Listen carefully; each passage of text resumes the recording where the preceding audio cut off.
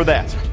And next one I'm going to be doing is talking about 4 different apps in terms of how you can actually make some breakthroughs in your life, how you can be brave and live the life that you crave. I want you to imagine that this is the item that you're avoiding. Got it? And I want you to face that item, whatever it may be. So step number 1, and I want you to repeat it with me, please, is bring it on. Give me some energy. Bring it on. So step number 1 is? Bring it on. That's step number 1, is bring it on. Step number 2 is imagine that you're stepping into this item that you have been avoiding. It's a cloud. You step into this item that you've been avoiding. It's a cloud. The next step is to say the following. I love pain. I love pain. Please tell your neighbor.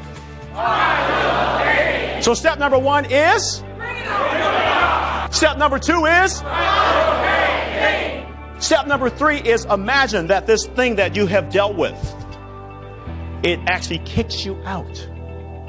And step number 3 is, say this, pain sets me free. Pain sets me free. He tells a story of an 80-story building that was once on fire.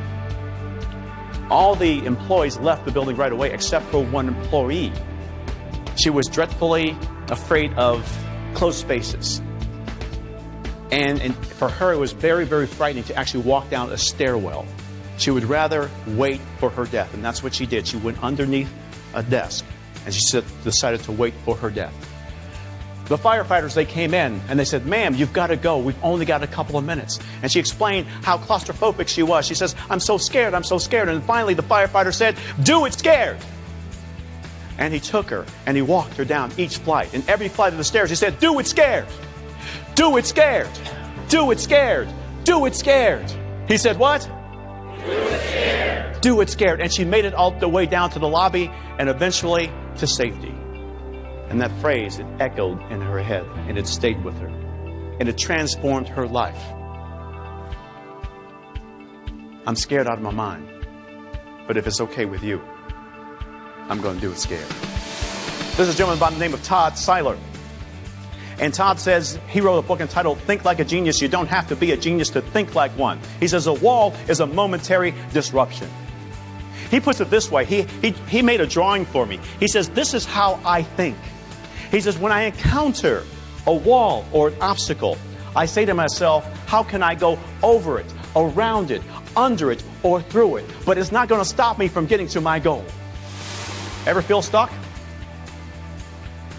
I'm willing to bet the following, that there is what I call a stuck story in the area in which you have not made progress. Let me give you an example. A couple of weeks ago, I went to yoga. In the complex where I live, we have Tuesday night yoga at 6 o'clock. I hadn't been in a couple of weeks, and I decided to go, had a good time. After the class was over, the yoga instructor said to me the following. She says, well, Ed, I didn't want to ask you how you were doing. Well, why not? She says, well, you would tell me that hip story again. What do you mean by that? She says, well, your hip injury. You see, I've been injured for about 2 years. But I didn't realize I had been telling my hip stuck story to the point where this person didn't even want to ask me how I was doing. What would you do if you were brave? What would you do?